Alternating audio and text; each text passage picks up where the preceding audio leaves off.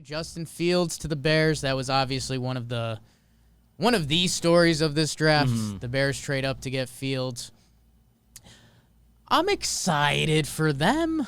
Like, if Justin Fields was the number 2 pick in this draft, I don't think anyone would have been shocked, right? Like, he's uber talented. Like by the time we got there, yes, but I mean, he was the consensus number 2 through the season. If the season ended and there weren't tons of mock drafts and sources and all that, Justin Fields being the number 2 pick would have been very like, oh, yeah. So for the Bears to move up and take a chance of him at 11, they obviously have to use a lot of capital to get there.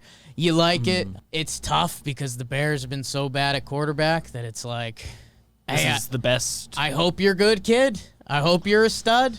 I'm excited for Fields. I'm excited for Bears fans. They're both taking a chance on each other. And, man, Fields was sitting around. He is a hyper competitor, and all these guys are, but especially that dude, man. And you could see him doing the – I'm not saying he's Aaron Rodgers, but just brooding.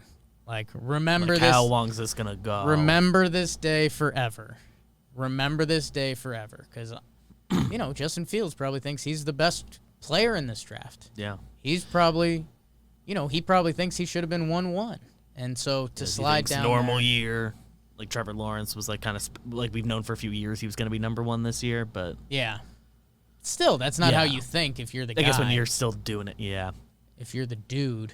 He's still, he thinks in his brain he could have been right. that. He should have been in his head. Yes. Um, and the crazy thing with Fields, like he didn't like do anything wrong to like slip value-wise at all. really. Like his season was pretty good. Like Trevor Lawrence is one of the top QB prospects ever.